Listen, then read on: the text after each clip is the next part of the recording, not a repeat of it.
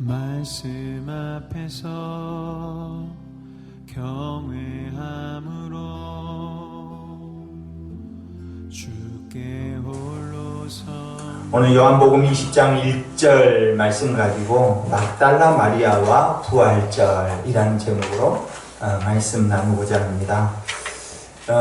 우리가 흔히 이름으로 같이 부를 때 막달라 마리아 이렇게 말을 하니까 앞에도 막달라가 성이고 뒤에가 이름이다 뭐 이렇게 생각하실지 모르는데, 앞에 막달라는 지역 이름입니다. 그러니까 막달라 지역의 마리아입니다. 그러니까 마리아가 너무 많으니까 이 지역의 이름을 앞에서 붙인 것 같습니다. 그런데 이 막달라 마리아에 대한 오해가 우리에게는 자리 잡고 있습니다. 여러분, 어떤 오해가 있냐면 누가복음 7장에 나오는 그 마리아와 누가복음 8장에 나오는 그 마리아에 대해서 그 해석을 하면서 빠진 오류입니다. 누가복음 7장에 나오는 마리아는 베다니 지역에서 만난 여인 마리아입니다. 특별히 이곳에서 이 마리아가 향유 옥합을 깨뜨려서 자기 머리로 예수님의 발을 씻겨드리는 그 장면이 나옵니다. 그리고 누가복음 8장에는 7 귀신 들린 여인 이 마리아를 예수님께서 고쳐주시는 장면이 나옵니다. 그런데 이 누가복음 7장과 8장에 나오는 마리아가 전혀 다른 인물인데, 이것을 해석하면서 우리가 동일 인물로 자꾸만 이야기하게 되었다는 것입니다. 그 이유가 있는데, 아직 기독교와 또 카톨릭이 아직 나눠지지 않았을 때, 그러니까 종교개혁이 이루어지지 않고 아직 그 구교로 그대로 하나로 있을 때, 교황 그레고리 1세라는 이 교황이 교회에서 설교를 하면서 이 누가복음 7장의 마리아와 누가복음 8장의 마리아를 동일시해버렸습니다. 그러니까 똑같은 인물로 설교를 한 겁니다. 이것이 우리에게 큰 폐해로 다가왔는데, 그게 어떤 폐해가 있었냐면 크게 두 가지로 이야기를 할 수 있는데, 첫 번째는 여러분들 한참 예전에, 모르겠어요, 그게 10년도 훨씬 넘었을 것 같은데, 예전에 한참 인기 있었던 소설 또 영화가 뭐였냐면 댄 브라운이 지은 다빈치 코드라는 소설이 있었습니다. 또 그것이 이제 영화로 만들어졌었죠. 근데 이 다빈치 코드를 기록한 저자가 이 그레고리 1세에 설교했던, 오류로 설교를 했던 그 자료를 가지고 이 소설의 기본 바탕을 베이스로 삼고 글을 쓰다 보니까 뭐 막달라 마리아가 예수님의 부인이었네 뭐 어쨌네 이런 것들이 계속해서 막달라 마리아에 대한 오해가 있는 것입니다. 그런데 이제 이런 것이 또 어떤 교황이라는 그 권위가 있기 때문에 이런 것이 또 어떻게 우리에게 폐해로 다가왔냐면, 지금도 이것은 남아있습니다. 그게 뭐냐면, 여러분 찬송가 211장 보면 값비싼 향유를 주께 드린, 누구를 본받아서? 막달라 마리아 본받아서, 이렇게 합니다. 그런데 이 향유 옥합을 깨뜨린 여인 마리아는 막달라 마리아가 아닙니다. 베다니에서 만난 이 여인이 향유 옥합을 깨뜨린 겁니다. 그 베다니에서 만난 마리아입니다. 그러면 막달라 마리아는 어떤 여인이냐면 7 귀신이 들린 여인이었습니다. 그러니까 7 귀신이 들린 이 여인이 예수님께 고침을 받습니다. 귀신을 쫓아내 주신 것이죠. 그러니까 그 귀신이 쫓겨나고 이 여인이 너무나 그것에 감사해서 그 뒤로부터 예수님을 따라다녔던 것입니다. 그런 폐해가 이제 우리에게 있는 것이죠. 그런데 다시 한번 제가 다시 한번 여러분에게 말하자면 또 제 말이 이것도 제가 오해한 것일 수도 있겠다라고 생각할 수 있으니까 그 증거를 제가 성경에서 보여드리겠습니다. 마가복음 16장 9절입니다. 마가복음 16장 9절을 오늘 자막을 통해서 같이 읽겠습니다. 마가복음 16장 9절입니다. 예수께서 안식 후 첫날 이른 아침에 살아나신 후 전에 7 귀신을 쫓아내 주신 누구? 막달라 마리아에게 먼저 보이시니. 그러니까 이 막달라 마리아는 7 귀신이 들린 여자였습니다. 향유 옥합을 깨뜨린 여인은 베다니 지역에서 만난 마리아입니다. 전혀 다른 인물입니다. 우리가 오해를 하지 않아야 됩니다. 그래서 제가 막달라 마리아와 부활절이라고 제목을 잡았습니다. 여러분, 이제 211장 찬양할 때 어떻게 해야 될까요? 값비싼 향유를 주께 드린, 값비싼 향유를 주께 드린 막달라 마리아가 아니라 베다니 마리아 본받아서 이렇게 해야 맞는 것이죠. 이제 이게 교황이라는 그 권위에 의해서 설교가 되어지고, 그래서 그 당시에는 종교개혁이 되어 있지 않기 때문에 성도들은 성경을 볼 수가 없었습니다. 그러니까 이거를 누가 이렇게 고쳐줄 수가 없는 거죠. 바로잡을 수가 없는 것입니다. 사제들만 성경을 볼 수 있었으니까. 이 막달라 마리아, 7 귀신을 쫓아내 주셨던 그 예수님이 너무나 감사하고 너무나 사랑해서 그 예수님을 계속 따라다녔습니다. 그런데 갑자기 예수님께서 십자가에 죽으신 것이죠. 십자가에 죽으시고 나서 오늘 본문 이제 1절이 바로 그 이야기를 합니다.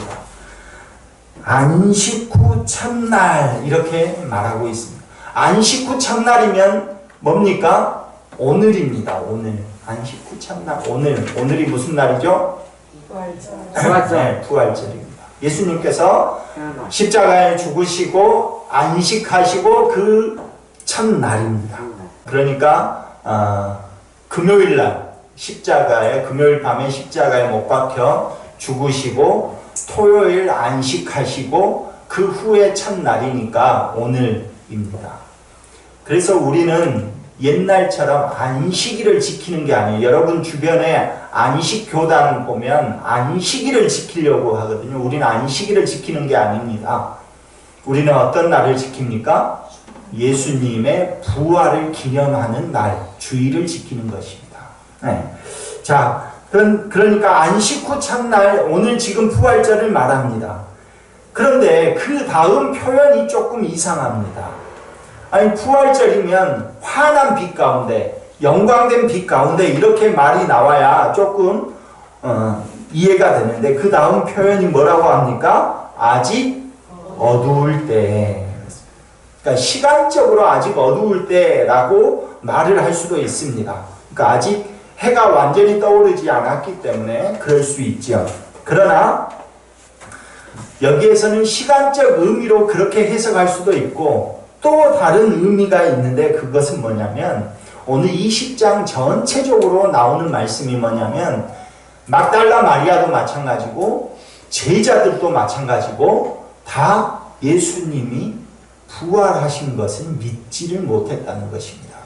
그러니까 안식 후 첫날 부활절이면 우리 같이 와 하고 기뻐하며 예배를 드려야 되는데 이 사람들이 아직 모른다는 것입니다. 부활을 했다는 것은. 그걸 믿지 않는다는 것이죠. 그렇기 때문에 요한복음 이 저자는 그것을 의미적으로, 은유적으로 표현하기 위해서 아직 어두울 때라고 이야기를 시작하고 있는 것입니다. 근데 예수님께서 분명히 말씀하셨잖아요. 살아계실 때 내가 십자가에 죽고 3일 만에 다시 부활하겠다, 살아나겠다, 이렇게 분명히 말씀하셨습니다. 근데 그 말씀을 듣고도 제자들은 어느 누구 하나 안식 후 첫날, 즉 부활절에 예수님 무덤가에 와서 예배 드리는, 그것도 예수님의 부활하심을 목격하는 사람이 아무도 없었다는 것입니다. 그러면 누가 유일하게 예수님의 무덤으로 찾아왔습니까? 네, 막달라 마리아. 이 막달라 마리아가 첫 증인이 된 겁니다. 증인이. 그런데 이 막달라 마리아도 예수님의 부활을 믿어서 여기까지 온 것은 아닙니다. 왜냐하면 그 다음 구절 이야기 20장 전반부에 쭉 읽어보면 그런 겁니다. 지금 너무나 예수님을 사랑해서, 너무나 예수님의 그 은혜에 감사해서 예수님께서 죽으셨다는 것을 도저히 감당할 수 없어서 우리가 막달라 마리아가 예수님의 무덤에 온 것입니다. 그랬더니 무덤을 잘 가로막고 있어야 될 그 돌이 옮겨진 것을 보게 된 겁니다. 그러니까 마리아가 뭐라 합니까? 이 동산지기를 만난 줄 알고 예수님의 시신을 당신이 옮겼다면 나에게 가르쳐 주십시오. 이렇게 말을 합니다. 그러니까 그것을 보면 막달라 마리아도 아직 예수님의 부활을 아직 믿지를 못하고 있었다는 것이죠. 그런데 막달라 마리아뿐만 아닙니다. 제자들도 마찬가지고, 제자들도 막달라 마리아의 이야기를 듣고 이 베드로와 요한이 막 달려옵니다. 달려와서 시신이 없어진 것을 보게 됩니다. 그리고 돌아갑니다. 집으로. 부활의 장면을 봤는데 집으로 돌아가요. 왜요? 시신을 누가 가져가 버렸지? 이렇게 생각하기 때문에 그런 것이죠. 즉, 우리는 그런 얘기를 많이 듣습니다.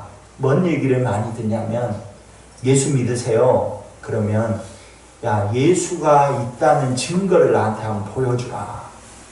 그럼 내가 믿겠다. 이렇게 말을 하죠. 보여주라는 거지. 그런데 오해하지 말아야 될 것은 보여준다고 해서 믿습니까? 그 말은 무슨 뜻일까요? 안 믿겠다는 뜻이죠. 안 믿겠다. 눈으로 본다고 해서 믿는 것 아닙니다. 눈으로 본다고 해서 믿는 것 아니고요. 말로 설명을 해서 설득이 된다고 해서 믿는 것 아닙니다. 그러면 언제 이 마리아도 믿었습니까? 아, 동산지기인 줄 알고 동산지기하고 계속 이야기를 했어요. 예수님의 시신이 어디 뒀는지 내가 잘 모르겠다. 좀 가르쳐주라. 이렇게 예수님하고 지금 계속 이야기를 했어요. 예수님을 보았고, 또 예수님의 그 시신이 놓여있는 그 자리도 보고, 다 봤는데 제자들도 믿지를 못했고, 이 마리아도 믿지를 못한 거예요. 그러니까 보여줘도 믿지를 못한다는 것입니다. 하물며 다른 아예 믿지 않는, 예수님을 따르지 않는 사람들은 어쩌겠습니까? 그러면 언제 마리아가 믿게 됐습니까? 언제 마리아가 믿게 됐냐면 예수님께서 따뜻한 목소리로 어떻게 부르십니까? 마리아야 부르십니다. 그러니까 예수님께서 그 이름을 부르심으로 인해서 그가 믿게 된 것이죠. 예전에 나를 따뜻하게 부르셨던 그 음성 그대로 들린 겁니다. 즉 하나님의 말씀을 들을 때 믿음이 오는 것이지, 우리가 무엇인가 증거를 보여주고 이런 것에서 우리가 믿음이 오는 것 아닙니다. 우리가 아무리 논리적으로 잘 설명하고 어떤 것을 행해도 그것을 보고도 믿지를 않습니다. 사실 주님께서 우리에게 믿음을 주셔야 우리가 믿을 수 있는 것이죠. 그렇기 때문에 예수님께서 살아생전에 그 말씀도 하시잖아요. 당신이 하늘로부터 온 메시아라는 증거를 우리에게 보여주십시오. 이렇게 말을 하죠, 사람들이. 그때 예수님께서 뭐라고 하십니까? 내가 요나의 표적밖에는 내가 너희에게 보여줄 게 없다. 왜? 그 그 많은 표적을 다 보여줬는데도 어쩌습니까? 믿지를 못해요. 믿지를 못. 그러니까 즉 결론은 들을 귀 있는 자는 들을지어다. 주님께서 그렇게 말씀하시잖아요. 깨달을 자만 깨닫는 것이죠. 예수님께서 왜 비유로 말씀하십니까? 깨달을 수 있는 사람만 깨닫는 것입니다. 아멘. 그러니까 우리가 무엇인가를 논리적으로 파악하고 깨닫고 또 그것을 논리적으로 설명해야 믿는다가 아니라 하나님께서 그 이름을 부르시고 하나님께서 우리 주님께서 우리의 이름을 부르시면서 말씀해 주실 때 그때 우리에게 믿음이 들어온다는 것입니다. 아멘. 그러므로 우리는 주님께서 말씀하신 믿음은 무엇으로 온다? 들음에서 온다. 들음에서. 그러니까 하나님의 말씀을 들음으로 인하여서 믿음이 오는 것입니다. 오늘 제자들이 예수님의 무덤가를 보고 8절에 보면 예수님의 무덤가를 봅니다. 무덤 안으로 들어갔고 시신이 없어진 것을 봐요. 그리고 나서 8절에 보면 뭐라고 하냐면 그때야 무덤에 먼저 갔던 그 다른 제자도 들어가 보고 믿더라. 여기서 보고 믿더라는 것은 예수님이 부활했다는 것을 믿는다는 의미가 아니고 그 사실, 즉 예수님의 시신을 누가 가져가 버렸다. 그 말을, 그 사실을, 그 팩트를 보고 믿게 되었다라는 이야기입니다. 그러니까 예수를 믿는 제자들조차도 주님의 그 말씀을 듣지 못하면 믿을 수가 없는 거예요. 마리아에게도 주님께서 마리아야 부르실 때 믿게 되어진 것이죠. 마찬가지로 제자들도 언제 믿게 됩니까? 막달라 마리아가 내가 예수님을 보고 예수님이 부활했다는 것을 그 제자들에게 말을 하잖아요. 말을 해도 몰라요. 그런데 어떻게 하십니까? 예수님께서 그 저녁에 그 말을 들은 예수님을 내가 만났다라고 막달라 마리아로부터 그 말을 들은 그 제자들이 예수님께서 직접 오셔서 말씀해 주셔요. 그들에게 너희에게 평강이 있을지어다 말씀하십니다. 그 말씀하심으로 인해서 믿게 된 거예요. 주님께서 말씀하심으로 믿는 겁니다. 우리는 우리가 믿음이 대단하고 우리가 뭔가 믿을 수 있는 능력이 있어서 난 믿음이 좋아 이렇게 해서 믿는 것 같지만 그렇지 않습니다. 성령님께서 여러분에게 다 믿음을 주시기 때문에 말씀을 통하여서 믿음을 주시기 때문에 믿는 것이죠. 너희에게 평강이 있을지어다 이 말을 듣자 제자들이 그때야 믿게 된 것입니다. 그 자리에 없는 도마는 어떻게 합니까? 못 믿어요. 또 똑같은 말을 해요. 똑같은 말 무슨 말입니까? 내가 봐야 믿겠다는 거예요. 봐도 믿을 수 없어요. 제자들도 봐도 모르는데 본다고 해서 그 사람의 믿음이 있겠습니까? 그러나 다시 또 그 뒤에 도마가 있을 때 예수님께서 찾아오시죠. 찾아오셔서 또 뭐라고 말씀하십니까? 너희에게 평강이 있을지어다 또 말씀하시죠. 그 말씀을 듣고 믿게 된 것이죠.